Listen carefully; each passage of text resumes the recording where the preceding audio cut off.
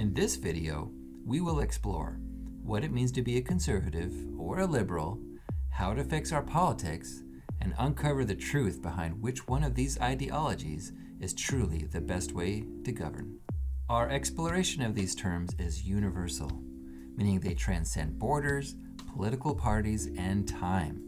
Essentially, these terms apply to you regardless of when or where you live. These ideologies have existed in all of our written history, and probably even more. To explain, let's define these terms. The word conservative is defined as a commitment to traditional values and ideas with an opposition to change or innovation. It is also defined as the disposition to preserve or restore what is established and traditional and to limit change. The root word of conservative is conserve, which means to prevent injury, decay, waste, or loss of.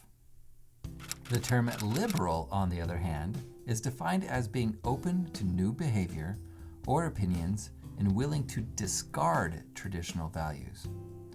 It is also defined as being favorable to progress or reform, as in political or religious affairs. This word comes from the Latin word liberalis, which means of freedom, benefiting the free and honorable. So, to recap, a conservative is someone who wishes to preserve or restore tradition and to limit change.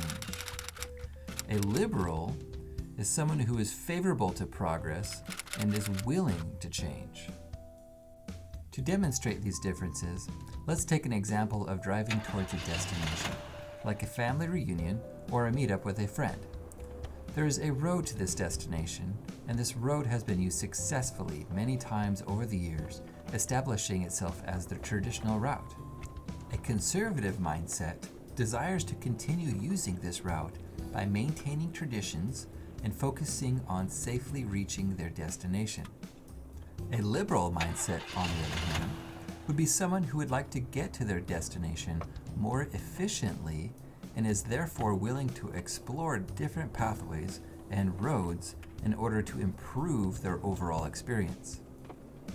Again, the conservative mindset wants to preserve tradition and limit change, while the liberal mindset is favorable towards progress and is willing to change course. Now, you might be saying to yourself, wait, I don't mind going either way. Maybe I'll want to go the traditional route some days, while taking a new route on the other days.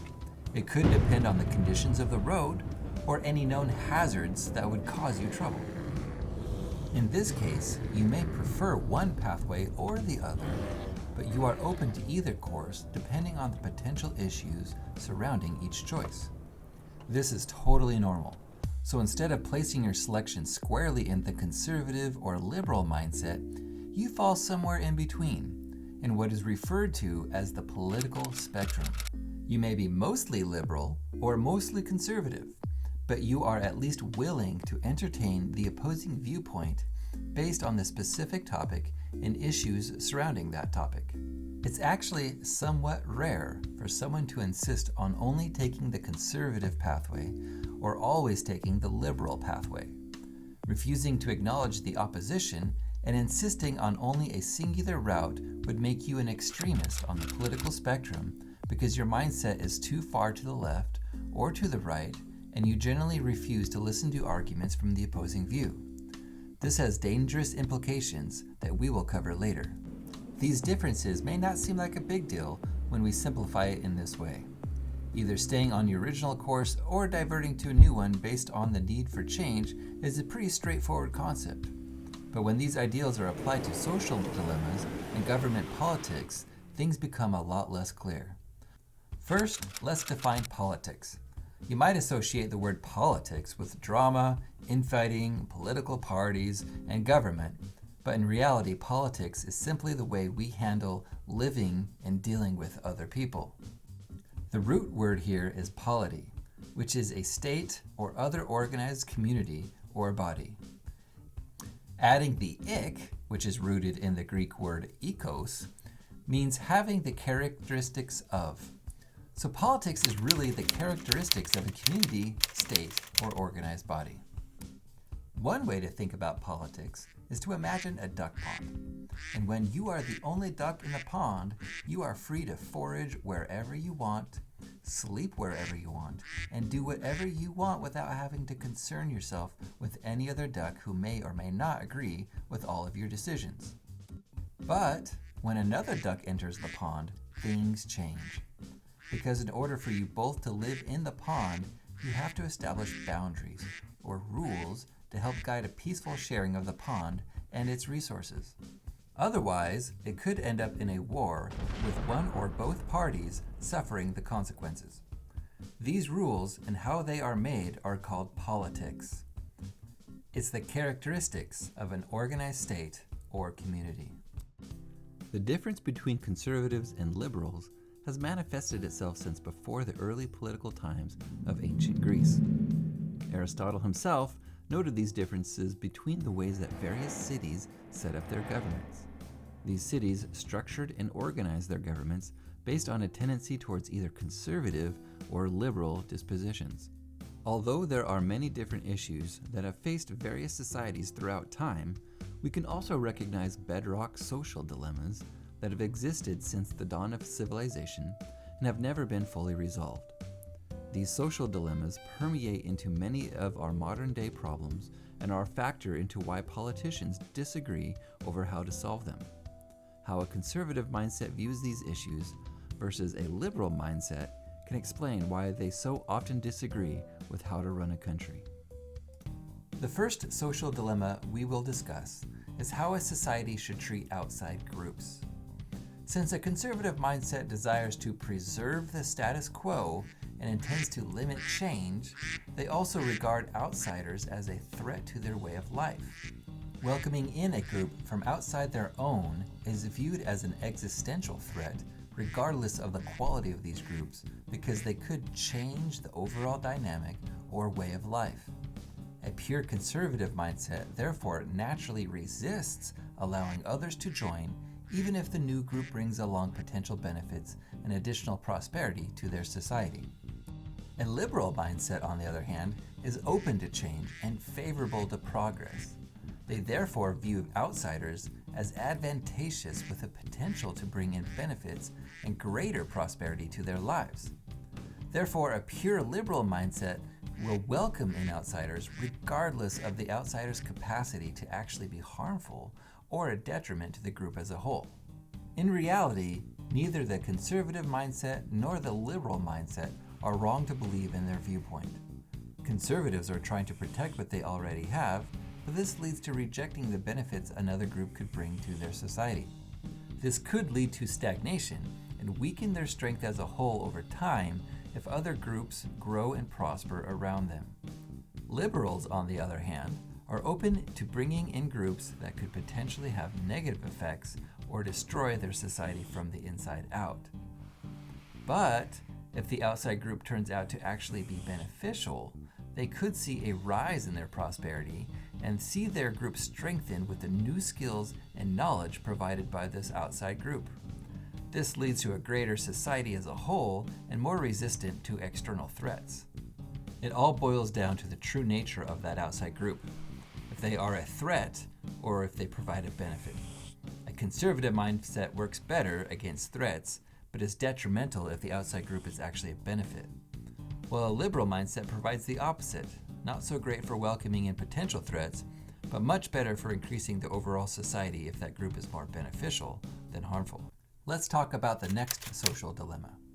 How do you treat a member of your society who commits a serious violation? The conservative mindset views rule breakers as members that are disrupting the norms and violating the traditions of their society. Therefore, they should be punished or banished from the group. This means enforcing the laws with long prison terms and treating their prison populations differently than law-abiding citizens. This includes ensuring their time in jail is uncomfortable and punishing. The idea here is to deter anyone from committing crimes in the first place, and not letting rule breakers return to society where they could potentially break the rules again. The liberal mindset, on the other hand, favors progress. Instead of punishing rule violators, they prefer to reform them and teach them the importance of being positive members of society. They will welcome them back with the hope that they do not commit further violations because they see the benefits of everyone working together to achieve the greater good. Which of these mindsets is better? That depends on what we call recidivism. Recidivism is when an individual habitually or repeatedly engages in crime. If a criminal is likely to recommit crimes after their release, then the liberal mindset allows that person to continue harming society and negatively impacting those around them. They are a legitimate threat to society, and the liberal mindset enables this behavior by continually allowing their return. On the other hand, the conservative mindset treats criminals with negative behavior and actually increases the chances someone engages in recidivism by exposing them to negative environments that ingrain the sense that they do not belong to society and should perpetually be punished for their crimes. This backfires by creating a larger group of individuals who are more likely to continue criminal activity and fill prisons with larger and larger groups of potentially volatile populations. The next dilemma refers to how we should treat our leaders. Should we always trust what they say and allow them to rule indefinitely? Or should we be allowed to question their decisions and vote them out if we are unhappy with the direction they lead us? The conservative mindset prefers continuity and unchanging leadership. This has led conservative societies and governments to allow hereditary monarchies to rule for generations, or for leaders to be elected to life councils in order to maintain a strong, consistent rule that was resistant to change. Their tendency is to never question their leaders and follow their orders regardless of the consequences. They see this as maintaining the team mentality and believe it is in their best interest to trust their leaders to ultimately keep them on the path to maintaining prosperity. A liberal mindset, on the other hand, is open to change.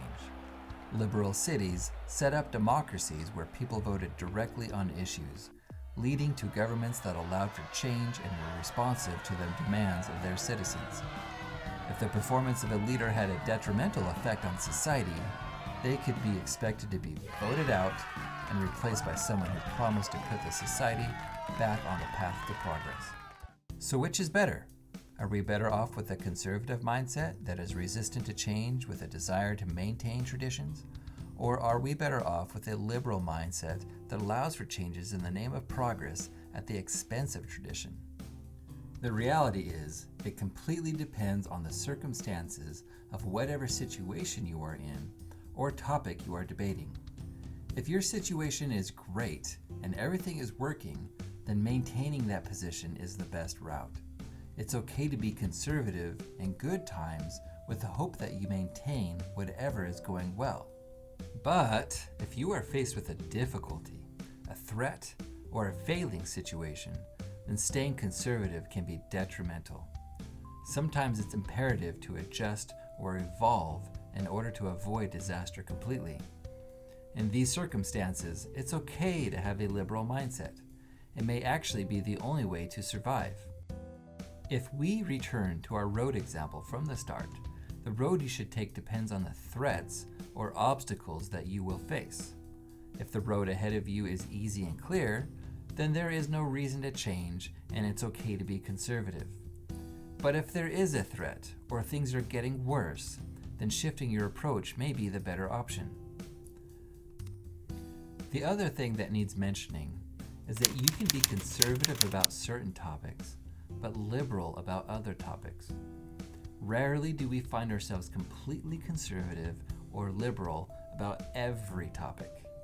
We may find ourselves fiscally conservative when it comes to money, but have a liberal mindset when it comes to healthcare. You could also be liberal about immigration policies, but conservative about how you view leadership. Also, be aware that only taking a conservative stance or a liberal stance makes you an extremist, and therefore a much more difficult member of society to deal with. Extremists don't cooperate with other ideologies and ignore the needs of other people who don't agree with them. This selfishness and indifference often leads to wars or atrocities towards others. They are typically the reason why governments fail to really work for the people they serve. Being conservative or liberal also doesn't mean you have to belong to a particular political party. Political parties have historically had a mix of both mindsets within their parties because these parties are supposed to represent the needs of their constituents who may or may not want or need change. It all depends on that particular situation. If they need change, they need to think liberally. If they like what they have, they may want to stay conservative. So the truth of it is this: one is not better than the other. Both conservative and liberal mindsets have their place and their purpose. The best thing you can do is be open to both mindsets and debate which one is better for whichever situation or topic you are discussing. What isn't helpful is demonizing or belittling someone who may feel different than you.